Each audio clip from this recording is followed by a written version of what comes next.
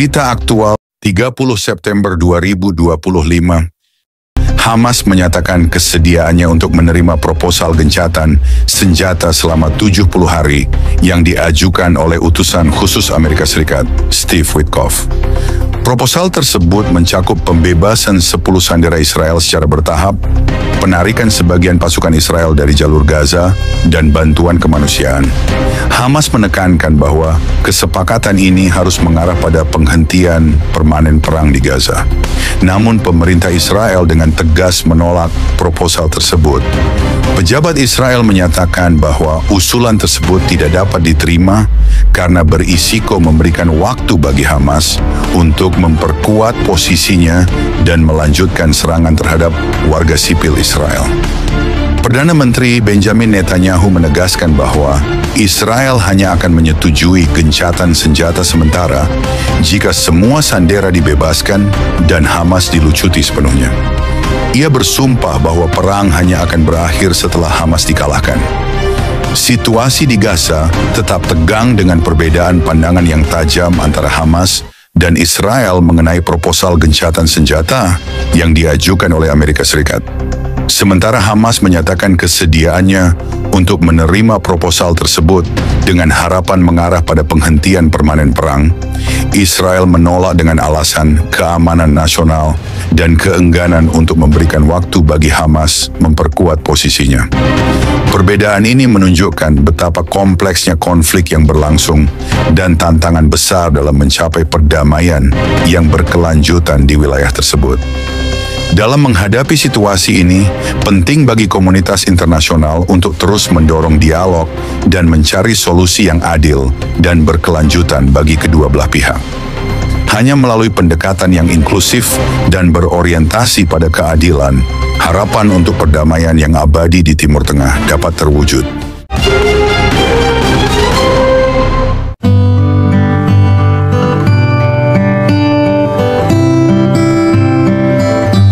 Shalom, saudara-saudari terkasih dalam Kristus.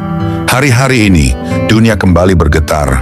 Dari jantung Timur Tengah, kabar mencuat, mengguncang nurani, menggugah iman. Pada tanggal 30 September 2025, Hamas menyatakan kesediaan menerima gencatan senjata selama 70 hari.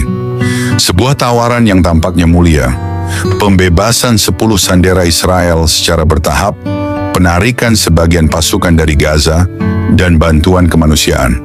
Sekilas ini terlihat seperti harapan, seolah-olah secercah damai sedang menyelinap di tengah reruntuhan dan darah. Tapi Israel tegas menolak, tegas tanpa ragu, tegas tanpa kompromi. Dan dunia pun bertanya, apakah Israel haus darah? Apakah mereka tidak menginginkan damai? Jawabannya adalah, karena bagi Israel, damai yang ditawarkan itu semu. Damai yang ditawarkan itu adalah damai palsu. Bukan damai yang membebaskan, tapi damai yang menipu. Damai yang bukan untuk mengakhiri peperangan, melainkan untuk menyusunnya kembali. Damai tanpa keadilan adalah pengkhianatan. Gencatan senjata tanpa pembebasan semua sandera, tanpa pelucutan penuh kekuatan Hamas, hanyalah istirahat sebelum kehancuran berikutnya. Itu bukan perdamaian, itu tipuan, itu bukan belas kasih, itu racun dalam cawan emas. Gencatan senjata tanpa pembebasan semua sandera dan tanpa pelucutan penuh kekuatan Hamas hanyalah jeda untuk mempersiapkan perang berikutnya. Perdana Menteri Netanyahu menyatakan jelas, perang hanya berakhir jika Hamas dikalahkan.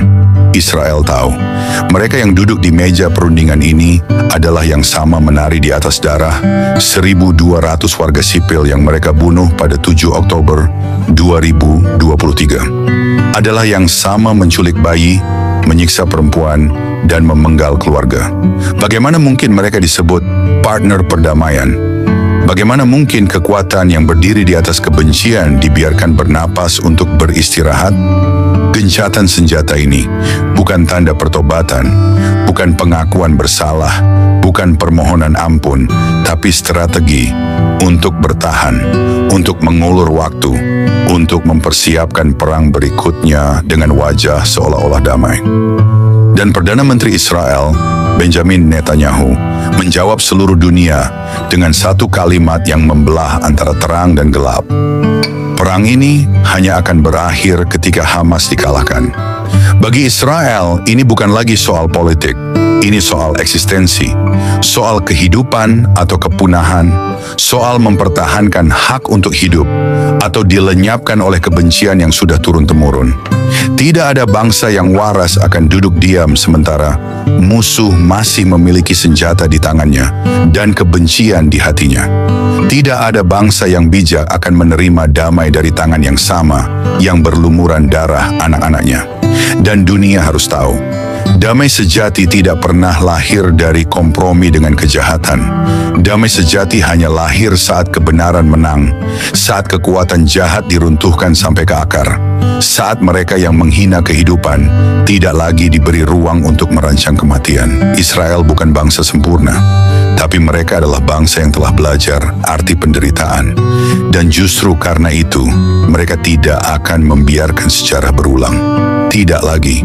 Tidak di zaman ini, tidak saat dunia sedang menyaksikan. Perdamaian itu mulia, tapi damai yang palsu lebih mematikan dari perang, karena ia membuat kita lengah, membiarkan ular hidup di taman, dan menunggu kita tertidur sebelum menggigit leher kita sekali lagi. Dan Israel memilih untuk tetap terjaga. Saudara-saudari terkasih dalam Kristus, dunia kembali geger. Hamas menawarkan gencatan senjata, tapi Israel menolak. Banyak yang langsung bertanya, mengapa? Bukankah damai itu lebih baik? Tapi mari kita lihat lebih dalam. Damai seperti apa yang sedang dibicarakan? Alkitab mengingatkan kita bahwa tidak semua yang disebut damai adalah damai sejati. Yeremia 6 ayat 14 berkata, "Mereka mengobati luka umatku dengan enteng-enteng saja," katanya. Damai, damai, padahal tidak ada damai. Seringkali damai yang ditawarkan hanyalah peredam sementara, bukan penyelesaian masalah. Sama seperti menutup luka bernanah dengan plester cantik, tampak rapi di luar, padahal di dalam makin membusuk. Kita perlu belajar membedakan, apakah kita sedang mengejar damai sejati atau hanya menutupi masalah demi kenyamanan semu. Israel tahu bahwa gencatan senjata bukan berarti masalah selesai. Selama sandera masih ditahan, selama senjata masih siap digunakan, damai hanyalah ilusi. Kadang, untuk memperoleh kedamaian yang sejati, kita harus mengambil langkah sulit, menghadapi konflik, bukan menghindarinya. Pengkhotbah 3 ayat 8 berkata, "Ada waktu untuk mengasihi, ada waktu untuk membenci, ada waktu untuk perang, ada waktu untuk damai." Hidup di dunia ini menuntut kita untuk bijak melihat waktu dan konteks. Tidak semua saat cocok untuk berdiam diri. Ada kalanya kita harus berdiri tegas melawan ketidakadilan. Ingat, keberanian untuk berkata tidak demi kebenaran seringkali lebih membawa damai daripada menyerah demi ketenangan semu. Dalam kehidupan sehari-hari kita juga berhadapan dengan tawaran kompromi. Di kantor, di pertemanan, bahkan dalam keluarga, sering kita tergoda untuk menutup mata demi menjaga hubungan. Kita pikir, ya sudahlah, yang penting semua tenang. Tapi Alkitab berkata lain. Efesus 6 ayat 13 dan 14 mengingatkan, "Sebab itu ambillah seluruh perlengkapan senjata Allah, supaya kamu dapat mengadakan perlawanan pada hari yang jahat. Berdirilah tegap, berikat pinggangkan kebenaran." Orang percaya dipanggil untuk memegang kebenaran, bahkan ketika dunia mendorong kita untuk menyerah. Kita dipanggil untuk berdiri, bukan berjongkok di bawah tekanan kompromi. Kebenaran bukanlah sesuatu yang bisa dinegosiasikan demi kenyamanan. Namun berdiri dalam kebenaran bukan berarti kita boleh menyimpan kebencian. Tuhan memanggil kita untuk menyerahkan pembalasan kepadanya, bukan memupuk dendam. Kita mungkin merasa sendirian, merasa semua orang menentang kita, tapi Tuhan janji menyertai. Yesaya 41 ayat 10 berkata, "Janganlah takut, sebab aku menyertai engkau. Aku akan meneguhkan, bahkan akan menolong engkau. Aku akan memegang engkau dengan tangan kananku yang membawa kemenangan." Ketika kita memilih untuk tetap berdiri di pihak Tuhan, Kekuatan kita bukan datang dari diri sendiri, melainkan dari penyertaannya. Dan itu cukup. Kita tidak perlu membalas dengan kekerasan. Kita cukup berdiri teguh karena Tuhan yang akan bertindak. Mari kita ingat, damai sejati bukan berarti hidup tanpa konflik. Damai sejati adalah hidup yang berakar dalam kebenaran Tuhan. Yohanes 14 ayat 27 berkata, "Damai sejahtera kutinggalkan bagimu. Damai sejahtera kuberikan kepadamu, dan apa yang kuberikan tidak seperti yang diberikan oleh dunia." Dunia menawarkan damai yang rapuh, sementara damai dari Tuhan menguatkan hati kita bahkan di tengah badai. Jangan tertipu oleh tawaran damai yang palsu. Jangan tukarkan kebenaran demi ketenangan sementara. Berdirilah teguh bersama Tuhan, karena hanya di dalamnya ada damai yang kekal, damai yang tidak bisa diguncangkan oleh apapun.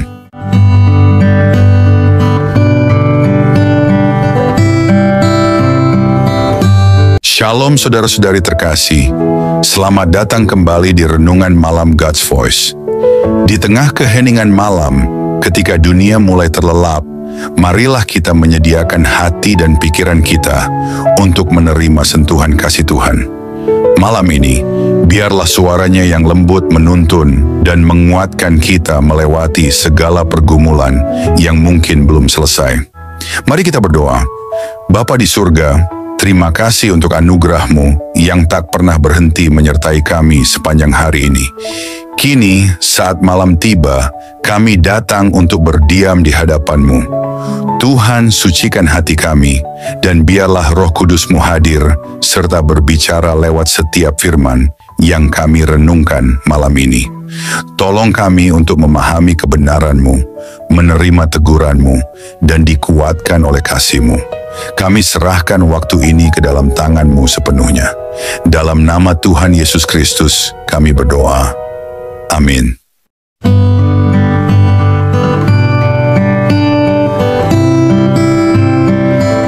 Saudara-saudari terkasih dalam Kristus, apa yang sedang kita saksikan hari-hari ini bukan sekadar konflik geopolitik, bukan soal diplomasi, bukan soal kesepakatan damai yang ditandatangani atau dilanggar.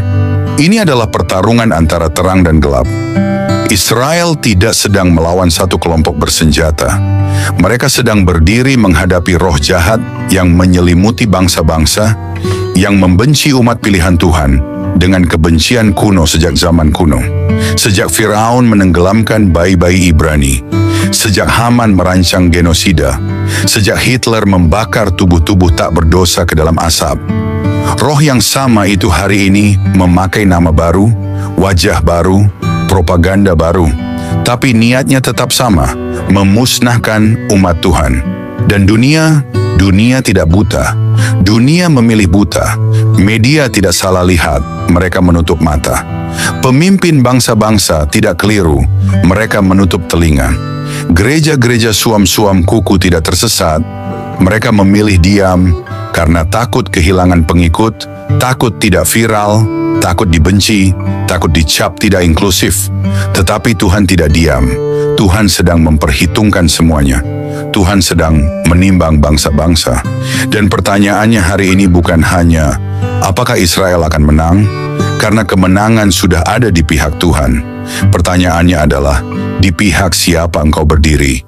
Karena saat dunia memaksa Israel untuk berdamai dengan musuh yang menuntut kehancuran mereka, dunia sedang berkata kepada gereja, diamlah, tunduklah, jangan terlalu radikal, jangan terlalu alkitabiah, jangan terlalu keras, ikuti arus, berbaurlah, jangan berdiri berbeda. Tetapi sejarah mencatat, mereka yang berdiri bersama Israel akan melihat kuasa Tuhan. Dan mereka yang berdiri melawan Israel atau memilih netral dalam kebenaran akan berhadapan langsung dengan murkanya. Saudara-saudari, dunia ini tidak akan menjadi lebih baik. Yang jahat akan bertambah jahat. Kegelapan akan semakin menelan segalanya. Tetapi justru dalam kegelapan itulah terang sejati akan tampak menyala paling terang. Maka hari ini, bukan hanya tentang pembelaan terhadap Israel. Ini soal keberpihakan. Ini soal komitmen. Ini soal siapa Tuhan dalam hidup kita. Apakah kita akan menjadi umat yang berani, yang berdiri di hadapan arus dunia, yang berkata seperti Yosua, "Tetapi aku dan seisi rumahku, kami akan beribadah kepada Tuhan." Atau kita akan menjadi orang-orang lembek, pengecut, kompromis, yang membungkam suara kenabian hanya demi tidak kehilangan kenyamanan. Ingat baik-baik, damai yang didasarkan atas kompromi dengan iblis adalah perang melawan Tuhan. Dan damai yang menekan kebenaran demi kesepakatan adalah penghinaan terhadap salib Kristus. Israel hari ini sedang berkata kepada dunia, "Kami tidak akan tunduk." Maka gereja pun harus berkata, "Kami tidak akan menyerah." Jika Israel bisa berdiri sendirian di tengah kebencian dunia, maka mengapa kita yang dipenuhi Roh Kudus, ditebus darah Kristus, dan dijanjikan kemenangan kekal, justru takut menyatakan kebenaran? Bangkitlah umat Tuhan. Jangan tidur dalam iman yang nyaman. Jangan sembah Tuhan yang tidak kau bela di hadapan dunia. Jangan ucapkan Yesus adalah Raja jika kita takut memperjuangkan nilai-nilainya. Tuhan tidak butuh pengikut yang populer. Tuhan mencari tentara yang siap mati demi kebenaran. Karena hari penghakiman tidak akan menanyakan seberapa banyak kita disukai di media sosial, tapi seberapa teguh kita berdiri saat dunia mencoba menjatuhkan kebenaran. Ingat ini dan jangan lupakan, mereka yang berdamai dengan kejahatan akan dihancurkan bersama kejahatan itu. Tapi mereka yang berdiri bersama Tuhan akan disertai kuasa, walau seluruh dunia membenci mereka. Karena pada akhirnya, lebih baik dibenci dunia karena berdiri dengan Tuhan, daripada dikasihi dunia tetapi ditinggalkan Tuhan.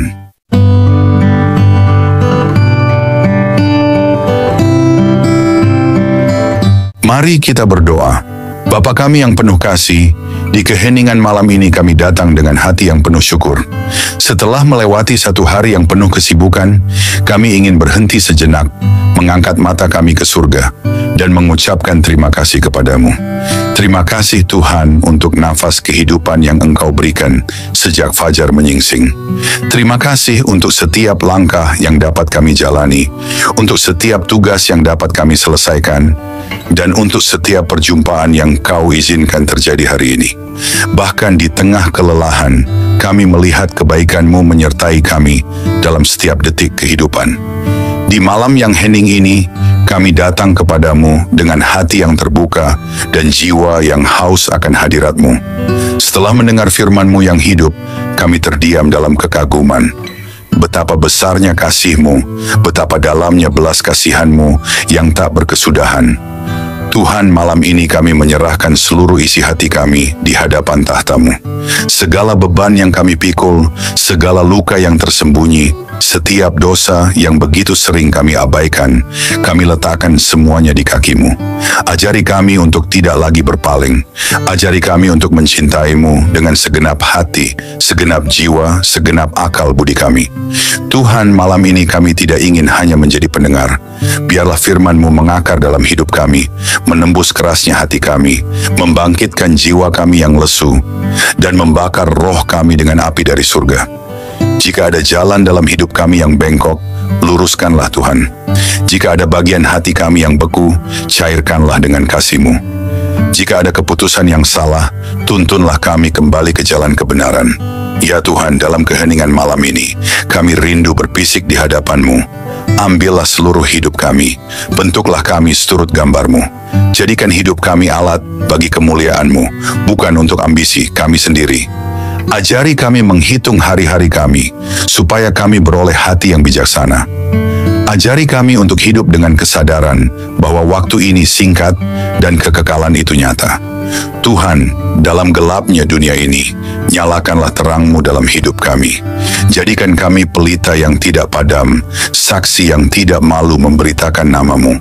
Ketika dunia menawarkan godaan, kuatkan hati kami untuk tetap setia. Ketika badai datang, peluklah kami dengan damai-Mu yang melampaui segala akal. Ketika tubuh ini lemah, jadilah kekuatan kami. Ketika jiwa ini letih, jadilah penghibur kami. Bapa, kami tahu tanpa Engkau, kami tidak mampu. Tanpa kasih-Mu, kami kosong. Tanpa Roh-Mu, kami kering dan mati. Oleh sebab itu malam ini kami berseru, jangan pernah tinggalkan kami Tuhan. Jangan biarkan kami berjalan setapak pun tanpa penyertaan-Mu. Sebab 1 hari di pelataran-Mu lebih baik daripada 1000 hari di tempat lain. Tuhan, mungkin ada banyak hal yang belum sempurna, banyak rencana yang belum tercapai, tetapi malam ini kami memilih untuk bersyukur. Karena kami tahu, tangan-Mu tetap bekerja, bahkan saat kami tidak melihatnya. Kami percaya segala sesuatu yang terjadi hari ini ada dalam kendali-Mu yang penuh kasih. Terima kasih untuk kekuatan saat kami merasa lemah. Terima kasih untuk penghiburan saat kami hampir menyerah. Terima kasih untuk damai-Mu yang melingkupi hati kami, bahkan di tengah kekacauan. Segala sesuatu yang kami alami hari ini, suka maupun duka, adalah bagian dari rencana-Mu yang indah. Ajari kami untuk melihat bahwa setiap momen dalam hidup kami adalah anugerah. Ajari kami untuk selalu ingat bahwa tanpa-Mu kami tidak bisa berbuat apa-apa. Bapa yang setia, ajari kami untuk tetap rendah hati, untuk tetap bergantung pada-Mu dalam segala hal. Ajari kami untuk tidak sombong atas keberhasilan dan tidak putus asa dalam kegagalan. Kini saat malam melingkupi kami, biarlah hadirat-Mu menjadi naungan kami. Berikanlah tidur yang penuh damai dan bangunkan kami esok hari dengan semangat baru untuk hidup hanya bagi-Mu. Hingga hari itu tiba, saat kami bertemu muka dengan-Mu dalam kemuliaan kekal, biarlah setiap hari hidup kami menjadi nyanyian pujian yang harum di hadapan tahta-Mu. Dalam nama Yesus Kristus, Tuhan dan Juru Selamat kami yang hidup, kami menutup hari ini dengan penuh syukur dan pengharapan. Amin. Saudara-saudari terkasih, sebelum kita menutup hari ini, mari kita datang dengan kerendahan hati di hadapan Tuhan. Kita mengangkat suara, mengangkat hati, dan dengan penuh iman, kita berdoa sebagaimana Tuhan Yesus sendiri mengajarkan kita. Mari kita ucapkan bersama, doa Bapa kami. Bapa kami yang di sorga, dikuduskanlah nama-Mu, datanglah kerajaan-Mu, jadilah kehendak-Mu di bumi, seperti di sorga. Berikanlah kami pada hari ini makanan kami yang secukupnya, dan ampunilah kami akan kesalahan kami, seperti kami juga mengampuni orang yang bersalah kepada kami. Dan janganlah membawa kami ke dalam pencobaan, tetapi lepaskanlah kami daripada yang jahat. Karena Engkaulah yang mempunyai kerajaan, dan kuasa, dan kemuliaan sampai selama-lamanya. Tuhan memberkati engkau dan melindungi engkau. Tuhan menyinari engkau dengan wajah-Nya dan memberi engkau kasih karunia. Tuhan menghadapkan wajah-Nya kepadamu dan memberi engkau damai sejahtera. Amin.